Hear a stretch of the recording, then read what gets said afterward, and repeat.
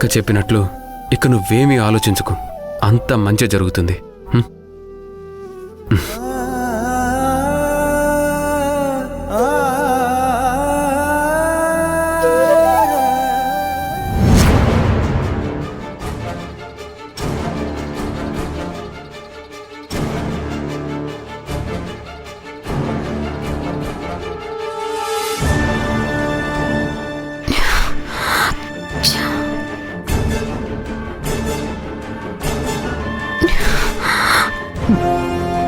మళ్ళీ ఏం చేసావు? దేని గురించి అంతగా ఆలోచిస్తున్నావు? అయ్యో అదేం లేదు బావా. ఎన్ని రోజులు భూమికి ఏమవుతుందో ఏంటో అని భయపడ్డాం కదా. దేవుడి దయ వల్ల తను ఎలాంటి ఇబ్బంది లేకుండా ఇంటికొచ్చేసింది. తనకి నయమే ఇంటికొస్తే గుళ్ళో ప్రదక్షిణలు చేస్తానని మొక్కుకున్నాను. కోరుకున్నట్టుగానే భూమి తిరిగి ఇంటికొచ్చింది కాబట్టి వెంటనే వెళ్లి మొక్కు తీర్చుకోవాలి. ఆ విషయం ఇప్పుడు చెప్దామా తర్వాత చెప్దామా అని ఆలోచిస్తున్నాను బావా. ఇప్పుడు నువ్వున్న పరిస్థితిలో తన కోసం అటువంటి మొక్కులు మొక్కుకోవడం అవసరమా? అలా అంటావేంటి బావా? తను నా తోడికోడలే కదా. తన ఆరోగ్యం బావుండాలని మొక్కుకున్నాను. తను క్షేమంగా తిరిగి ఇంటికొచ్చింది కాబట్టి మొక్కు తీర్చుకోవాలి కదా. మరి ఇప్పటికిప్పుడంటే? లేదు బావా, దేవుడి విషయంలో మనం ఎప్పుడూ ఆలస్యం చేయకూడదు. ఆయన చల్లగా చూశాడు కాబట్టి భూమి మామూలు మనిషి ఇంటికొచ్చింది. ఎలాగైనా సరే స్వామికి మొక్కు తీర్చుకుంటే ఇంక భూమికి ఎటువంటి ఇబ్బంది ఉండదు. ఇప్పుడు కాదు అంటే అలా అలా మర్చిపోతాం. మళ్ళీ ఏదైనా సమస్య వచ్చినప్పుడు మళ్ళీ మనకి గుర్తొస్తుంది. అయ్యో మొక్కు తీర్చుకోలేకపోయామే అని అప్పుడు బాధపడాలి.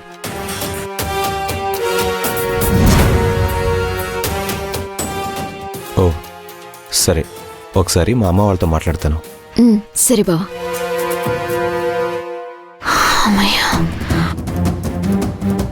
హాస్పిటల్లోనే అంతమైపోవాల్సిన భూమి ఇంటి వరకు వచ్చింది.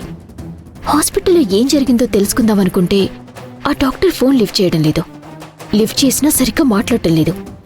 ఆ భూమి క్షేమంగా ఇంటికి రావటానికి, ఆ డాక్టర్ మాట మారటానికి ఏదో బలమైన కారణం ఉంది. ఆ కారణమేదో తర్వాత తెలుసుకోవచ్చు. ముందైతే ఈ ఇంట్లో అందరి దృష్టిలో భూమి కంటే నేనే మంచి కోడలని నిరూపించుకోవాలి. అందుకే ఈ అబద్ధపు మొక్కు.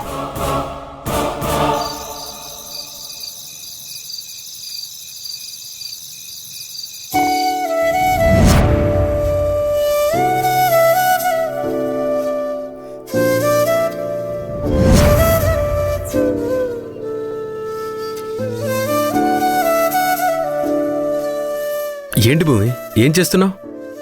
ఇప్పుడేం రాస్తున్నావు? కాస్త విశ్రాంతి తీసుకోమని చెప్పాను కదా. హాస్పిటల్లో తీసుకున్న రెస్ట్ చాలదా? మళ్ళీ ఇక్కడ కూడా తీసుకోవాలా?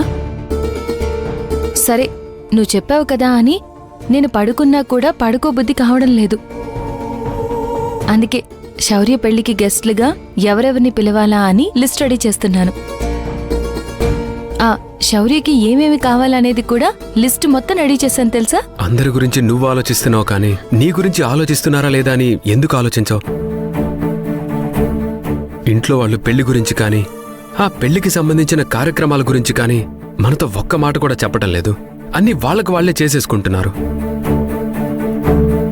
అటువంటప్పుడు ఎవరిని పిలవాలా అని, శౌర్యకి ఏమేం తీసుకురావాలా అని నువ్వు రాసి ప్రయోజనమే ఉంది?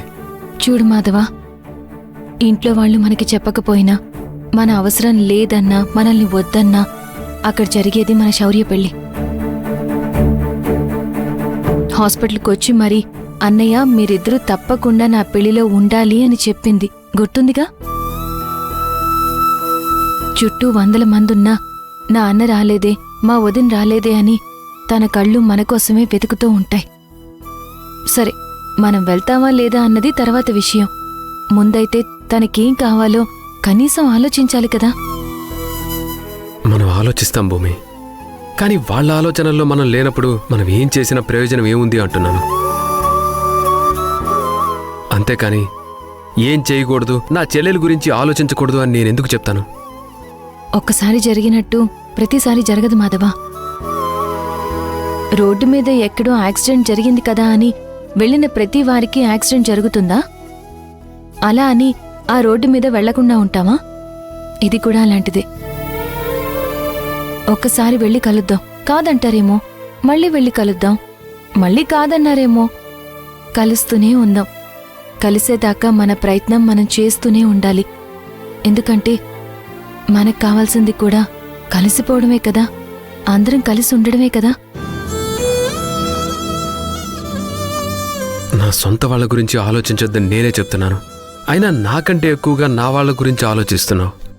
నాన్న అన్నయ్యలతో అన్నేసి మాటలు పడ్డా కానీ ఇంత నిబ్బరంగా ఎలా మాట్లాడగలుగుతున్నావు భూమి?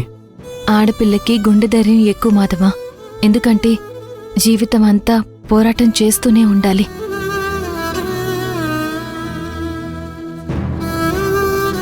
అటు చూడు, ఆ దేవుడికి ఆ విషయం తెలుసు కాబట్టి రాత రాసిన ఆయనే అంత గుండె ధైర్యాన్ని కూడా ఇచ్చాడు.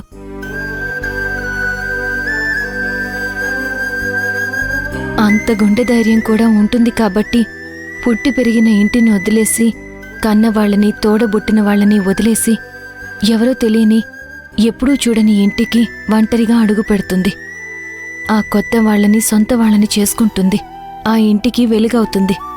ఆ వంశానికి వారధి అవుతుంది. మరో 10 వంశానికి దారవుతుంది. ఆ గుండె ధైర్యం ఉంటుంది కాబట్టి ఆడపిల్ల అత్తింటికి వెళ్లే ఆచారం పెట్టారు. మగపిల్లాణ్ణి పుట్టింటికి పరిమితం చేశారు.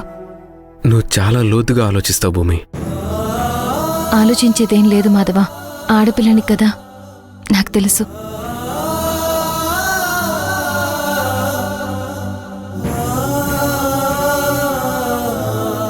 నన్ను అడుగుతున్నావు, నువ్వేం ఆలోచిస్తున్నావు?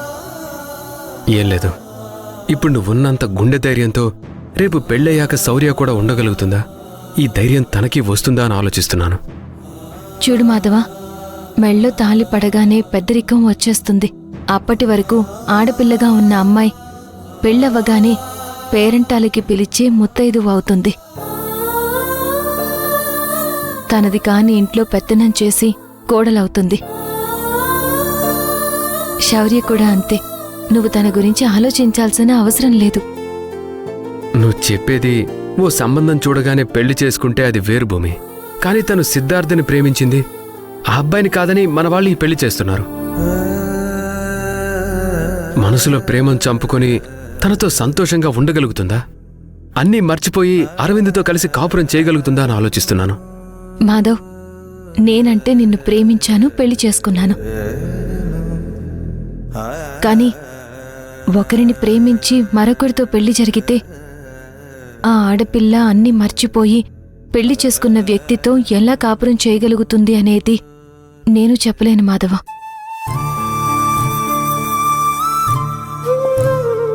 ఎలా ఉంటుందో ఏంటో అని ఏం అర్థం కావట్లేదు భూమి. ఆ ఒక్క విషయమే నాకు అర్థం కావటం లేదు. సర్లే భూమి, నేను వెళ్ళి స్నానం చేసి వస్తాను.